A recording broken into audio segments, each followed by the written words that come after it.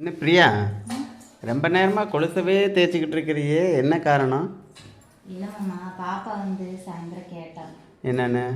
ஏம்மா எனக்கு எப்பம்மா கொலுசு எடுத்து தருவ அப்படின்னு. நான் தான் உங்கள்கிட்ட ரொம்ப நாளாக சொல்லிட்டு இருக்கேன், இந்த கொலுசை போட்டுட்டு பாப்பாவுக்கு எடுத்து கொடுத்துருங்க, எனக்கு வேண்டாம்னு சொல்லி நான் ரொம்ப நாளாக சொல்லிட்டு இருக்கேன். சரியா? அவள் பிள்ளை கேட்குறா தெரியுமா? பிள்ளை கேட்குறாளா? என்ன கேட்குறா? எனக்கு எப்பம்மா கொலுசு வாங்கி தருவ அப்படின்னு கேட்க. சரி, கொலுசு எடுத்தேன்னு சொல்லு. அதையே இதை போட்டுட்டு எடுக்கணும்னு நினைக்கிறேன். இல்லை, இப்போதைக்கு கையில் காசு இல்லை, இதை போட்டால் பாப்பா கொலுசு எடுத்து தரலாம்ல. அது இதை போடுறது ஓகே, எனக்கு எந்த பிரச்சனையும் இல்லை. ஆனால் அதுக்கப்புறம் நீ ஒரு பில்லு அமௌண்ட்டு செட்டில் வைப்பையே, இந்த மாடல் உனக்கு இப்போ சலிச்சு போச்சு. அப்படி தானே போட்டு 2-3 வருஷம் ஆச்சு. நீ கடைக்கு போனப்போ அந்த குஜராத்தி மாடல் பார்த்தியே, அதுக்காகத்தானே இப்போ நீ அடி போட்டுட்ருக்குற. இல்லை மாமா, என்னங்க இப்படி தப்பா நினைக்கிறீங்க? அந்த செயின் வச்ச கொலுசு பார்த்தீங்களா, 5 முத்து வந்துருச்சா? வந்துருச்சா? அதான் தெரியும். நீ கொலுசு மாத்திரன்னு புள்ள மேலே விளாக்குற.